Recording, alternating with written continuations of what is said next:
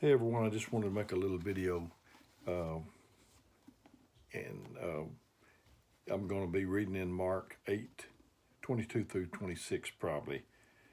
And I love the book of Mark. The people at Meridianville know I love Mark. It's just chock full of things. I just would like to read that book, but it's Mark 8, starting at the 22nd verse, said, "And he cometh to Bethsaida." The he here is Jesus. "And they bring a blind man unto him and besought him to touch him." He healed a lot of blind people, blind men. "And he took the blind man by the hand and led him out of town. And when he had spit on his eyes and put his hands upon him, he asked if he saw aught. And he looked up and said, I see men as trees walking. After that, he put his hands again upon his eyes and made him look up. And when he was restored, and saw every man clearly. And he sent him away to his house, saying, Neither go into the town, nor tell it to any in the town." The first touch, he spit in his eyes, on his eyes. We would certainly have a problem with that today, but Jesus, um, he healed a lot of different methods. The first touch came and he saw men as trees walking. That's not how we want for it to wind up. So he touched him a second time. The first touch, an older minister told me, is when the Word of God comes. That's the first touch. It causes you to see better.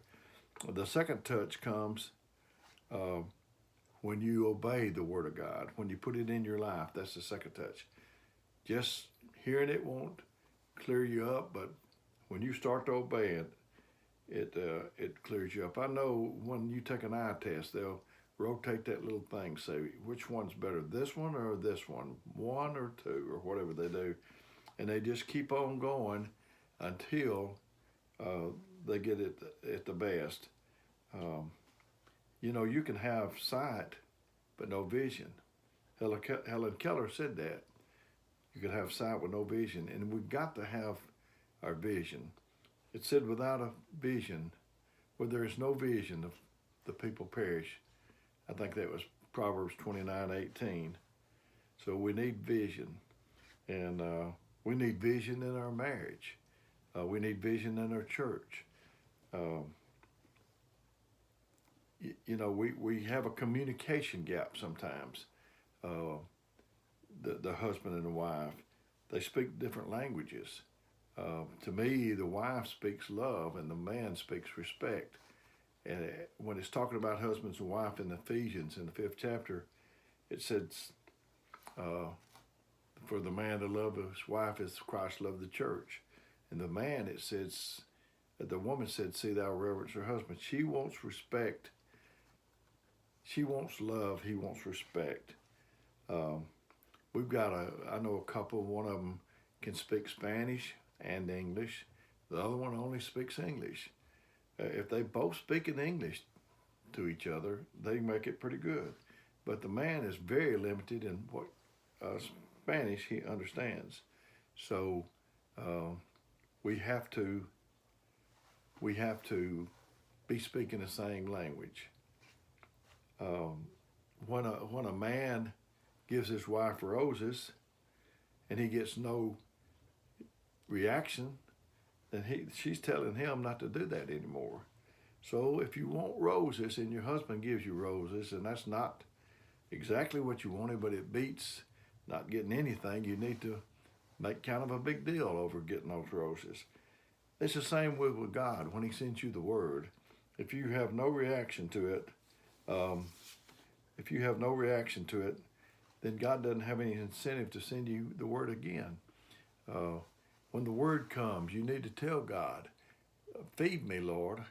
I remember my children, they used the word hungry. I don't know where they got that word because we always said hungry, but they would say, I'm hungry. And you better believe when they said they were hungry, my wife would get them something to eat.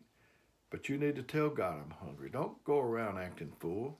Don't go around acting like you don't need any word. Then that's what you're going to get. Nagging don't work. I know I'm kind of on this, that, and the other, but I think all of this, if you'll listen, could probably help you. Nagging don't work. You might can out-talk your mate, but nagging will not change them. We need to pray for clarity. We need to pray for that second touch. So I hope you enjoyed this today. As I said, when that word of God comes, that's the first touch. But you need that second touch. You need to be hungry. You need to be asking God to send you the word. I told on another broadcast,